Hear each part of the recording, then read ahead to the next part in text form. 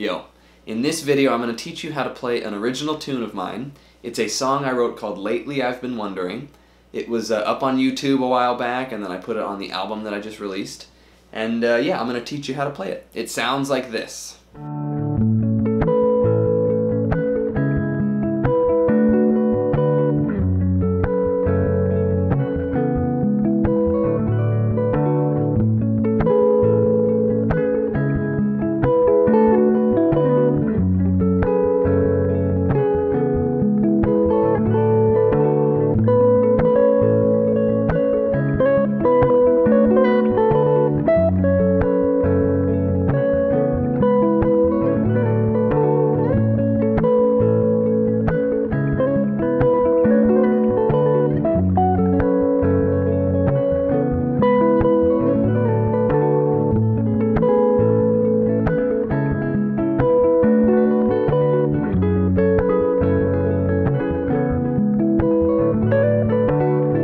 So there are 4 parts to it, and I'm going to go step by step, break down each one. There's the rhythm section, then there's like 3 kind of lead guitar parts.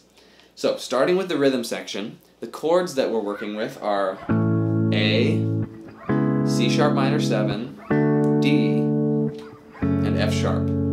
There's just 4 chords, but there's some interesting voicing stuff going on. So for our A chord, I've just got 4 notes being played. 5th fret E string, 7th fret A string and D string, and then 6th fret G string. This is like an A bar chord, but we're skipping the B string and the high E string. So the G string's our highest note. Next is C sharp minor 7. This I'm playing with it's a bar chord, so I'm barring with my 1st finger, 4th fret on the A string, 6th fret on the D string, 4th fret G string, and then 5th fret B string, and that's our highest note. So no high E string for this chord. C sharp minor 7 up to D. We're going to go 5th fret A string, and then my ring finger is barring the 7th fret on the D, G, and B strings. And we're not playing the high E string again. After this is F sharp minor. I'm playing a really simple just F sharp minor bar chord with my left hand. The only thing is we're skipping the high E string. So it's an F sharp minor where the B string is the highest note. So no high E string. We go back up to C sharp minor 7 and to D. Those chords get repeated, but the second time around I use a different voicing for them. Sounds like this. Here's the C sharp minor 7 chord. It's 4th fret A string, 2nd fret D string, 4th fret G string. It's just 3 notes. And then I go to a D chord that I'm going to play like this. 5th fret E string, 5th fret A string, 4th fret D string, and 2nd fret G string. So the whole thing together, all the chords are like this.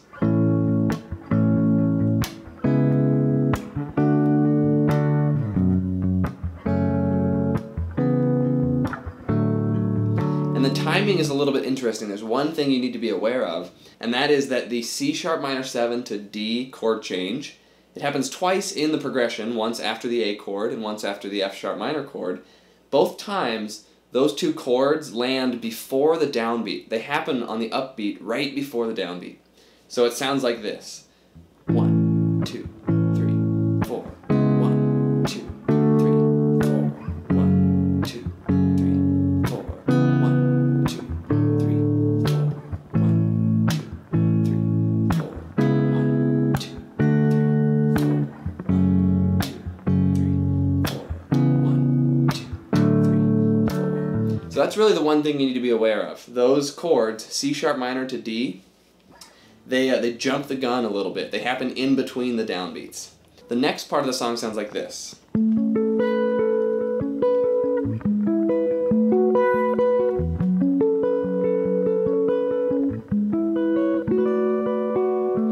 What we're doing is actually playing basically the same chords that we're jamming down here, just an octave higher, and instead of plucking all the notes at once, we're like rolling them off and kind of bouncing in between them. So the first thing we're doing is playing an A chord like this. So it's 12th fret A string, we're going to hit that harmonic, and then just let it ring out. Then we have 11th fret D string, 14th fret G string and 12th fret B string. Next is our C sharp minor 7 chord, and we're going to play it like this. 11th fret A string, 9th fret G string, 12th fret B string. Then we're going to play our D chord. We're going to keep our pinky in the same spot, and we're going to move our second finger up a half step and our first finger up a whole step. So it's 12th fret A string, 11th fret G string, and our pinky's in the same spot. It's still on the 12th fret of the B string. So there's our D chord. Then we're going to play an F sharp minor chord like this. 14th fret E string, 11th fret D string, 14th fret G string, 12th fret B string. Then we're going to go back down to our C sharp minor 7 chord, but we're going to do something interesting here. We're going to lay our first finger down so that it bars the 9th fret all the way up to the high E string. So we want the high E string now to ring out with our C sharp minor 7 chord. And then when we go to our D chord, we're going to do the same thing. So it's my first finger is barring all the way up to the D string. So it's the same notes as we played before, earlier in the progression. But we're doing this now. So our first finger is laying flat down, so we have 9th fret and 10th fret on the E string the second time around. So the whole thing together is like this.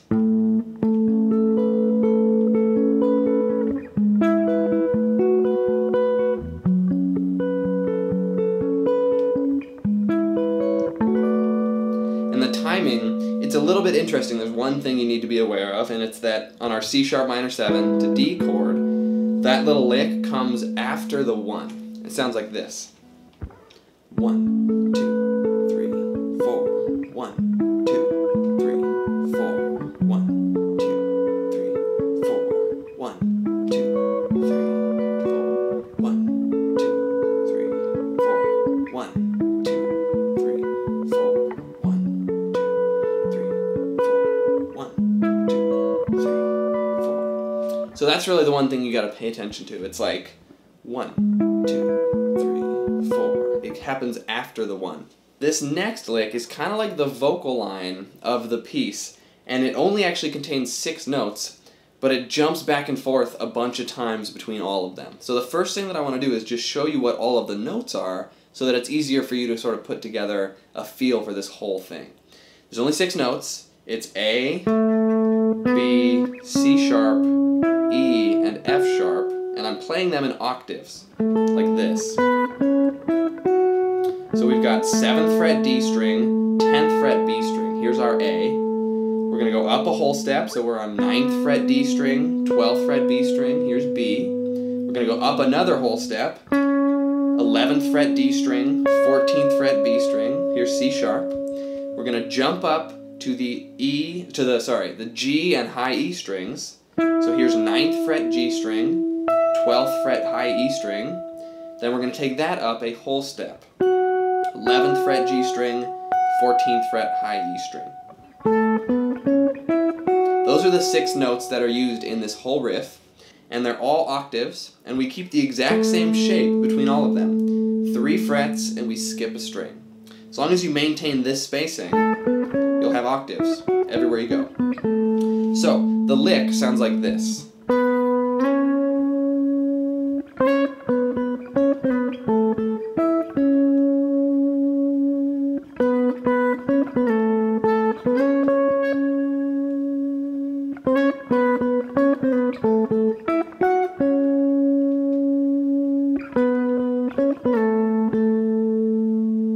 So here we go. It starts out on the B, so 7th fret D string, 12th fret B string, and we slide up a whole step. The very first thing that happens is this. And then there's kind of a little bit of a complicated run here, but we go like this. We slide a half step back up to the C sharp, so that's just we fall a half step and then slide up. We're going to go down to B, back up to C sharp, and then we're going to do that same little half step slide, but down to B this time.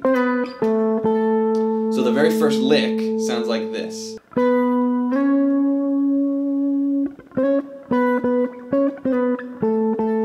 we jump up to the E on the G and E string, and then back down to C sharp. So that whole thing's like... Then there's a little turnaround.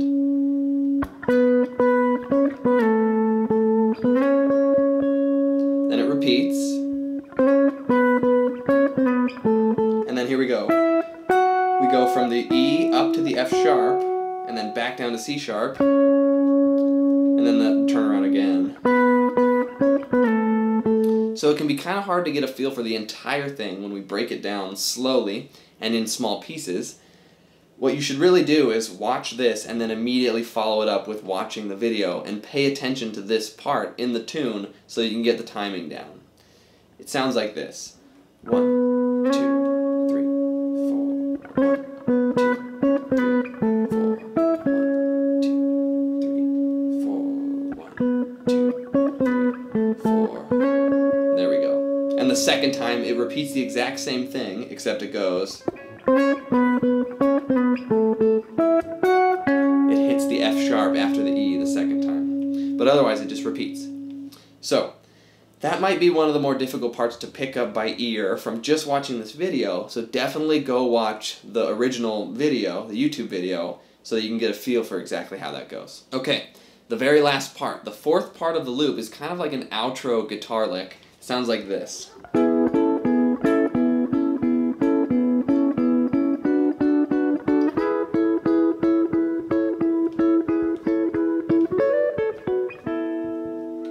And this is actually probably one of the most challenging parts about the whole piece. It took me a really long time of practicing this consistently before I could play it without screwing it up, and I still do sometimes.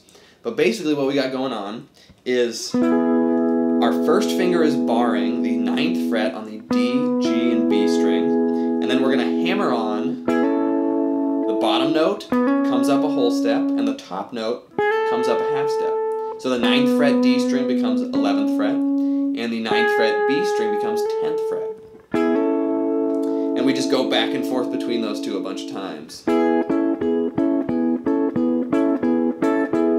Then we go up to this guy.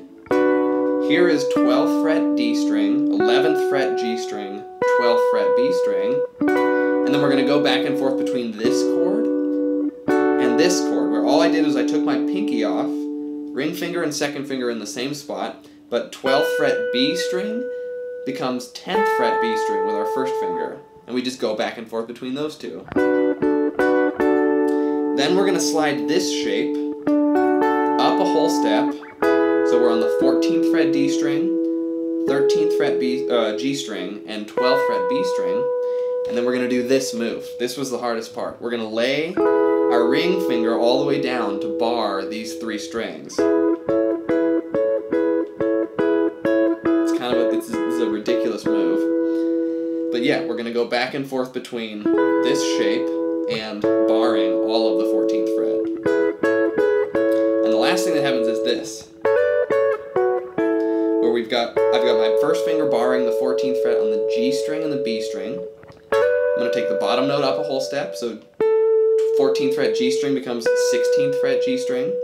14th fret B string becomes 15th fret B string, so that comes up a half step. We go right back down to where we started, and then we fall to here, 11th fret G string, 12th fret B string, and then we just take that down a whole step to 9th fret G string, 10th fret B string. So the whole thing together kind of slowly is like this.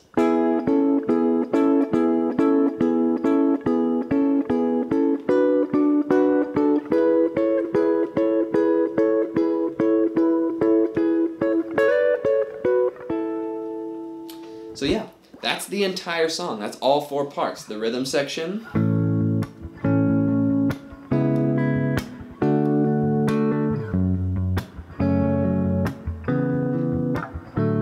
and the first lick,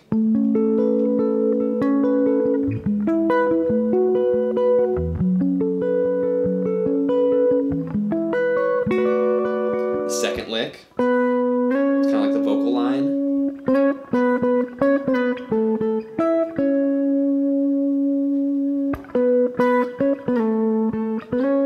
and then the outro lick.